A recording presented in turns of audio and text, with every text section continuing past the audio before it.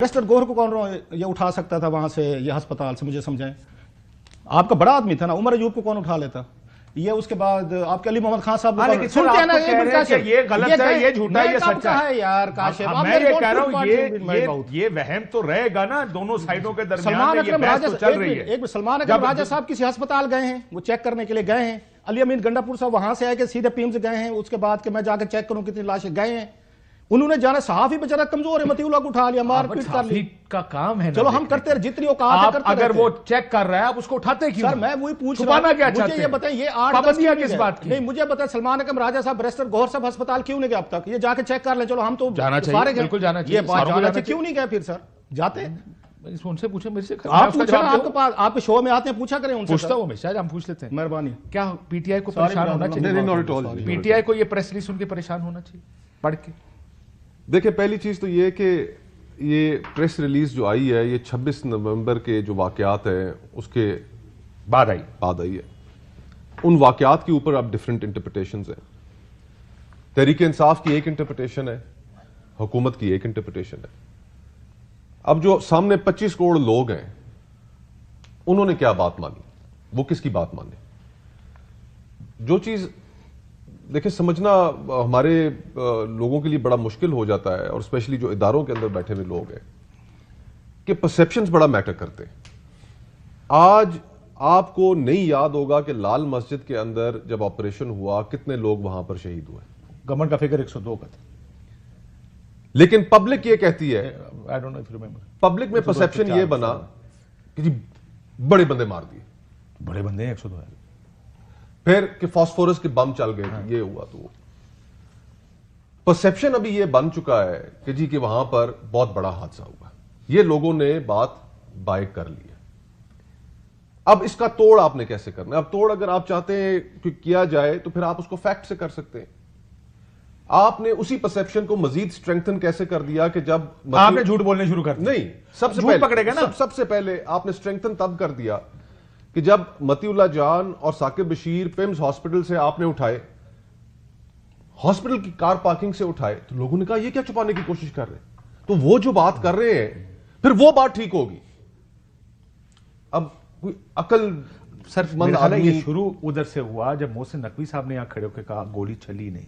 अब गोली तो चली, ये तो सारों देखें, ये तो अब मीडिया ने लिख के दे दिया ना गोली चली है, गोली चली, लोग गए, बहुत गोलियां लगी।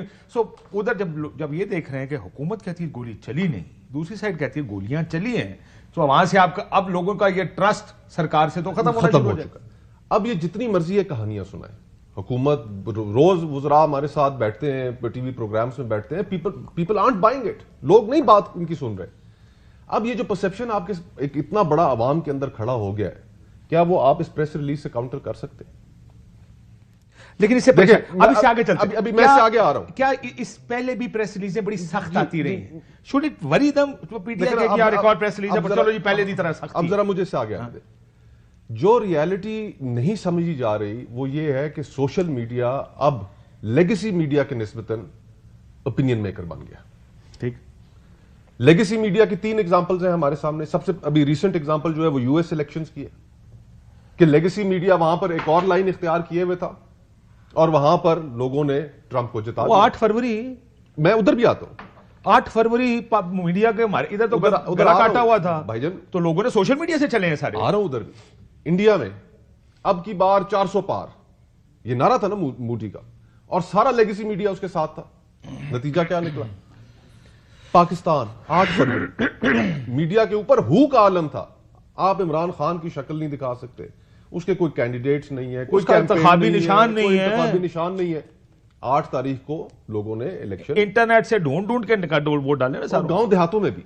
अच्छा, अब जो बात नहीं समझ पा रहे कि सोशल मीडिया इस दौरे हाजिर का इतना बड़ा फिनोमेना है कि अरब स्प्रिंग की एग्जांपल आपके सामने मौजूद है, कि इसको आप उस तरीके से ना नकेल डाल सकते हैं, ना आप इसको कटेल कर सकते हैं।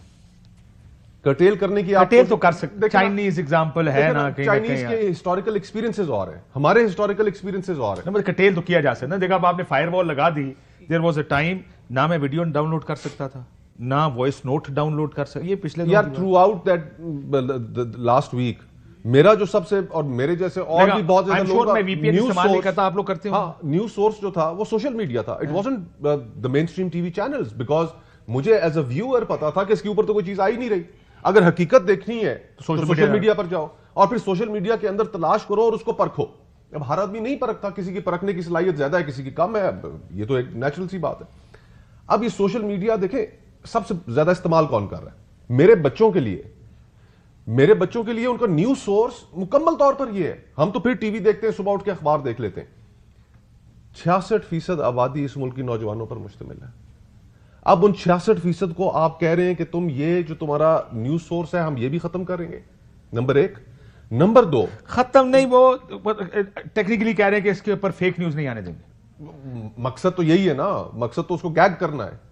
तो लोग इतना खौफजदा हो जाएंगे, गलत खबर ना जाए तो। नहीं होता यार, खौफजदा की बात तो छोड़े ना, आप उस पर भी आते हैं। खौफजदा होते होते तो हालात यहां तक पहुंचने थे। तो ये जो जिस नहज पे हम पहुंच गए हैं यहां पे, अब जो उस नौजवान है, जो पुराने सोशलिस्ट बाबे हैं ना सुर्खे, वो दो चीजों से बड़ी खुंदक खाते थे, एक अदलिया के इदारे से और एक फ्री प्रेस से, कि यार ये सोशलिस्ट रेवोल्यूशन के रास्ते में जो सबसे बड़ी रुकावटें हैं ना, ये दो चीजें, फ्री मीडिया और जुडिशरी। इसलिए कि फ्री मीडिया के ऊपर जाके लोग वेंट आउट कर लेते हैं और जुडिशरी से किसी को अगर कोई ग्रीव पार्टी है उसको थोड़ा बहुत रिलीफ मिल जाता है। तो ये दो जो हैं ये कंटिन्यू करते हैं एस्टैब्लिशमेंट का और स्टेटस को चलाने के लिए। आप दोनों जब ये बंद करेंगे, जुडिशरी आपने कॉन्कर कर ली, सोशल मीडिया पे आप आवाजें बंद करेंगे, इसका नतीजा क्या निकलना है? कहां जाएंगे लोग, कहां वेंट आउट करेंगे? आपने स्टूडेंट्स यूनियन बंद की। अच्छा, मैं तो हैरान होता हूं कि सोचते नहीं, बलूचिस्तान में वहां पर यूनिवर्सिटीज में आप हैरान क्यों होते हैं? आई मीन यार, अब तो आदत पड़ जानी चाहिए, नहीं सोचते। अच्छा, अब वहां पर एक कमेटी बनी तहकीक के लिए, मेंगल साहब भी थे उसमें, इस्लामाबाद हाई कोर्ट ने बनाई, ईमान मिजारी भी थी और सियासतदान भी थे। ये यूनिवर्सिटीज में गए, क्वेटा भी गए, यूनिवर्सिटीज के अंदर वहां पर इनकैंपमेंट्स हुई।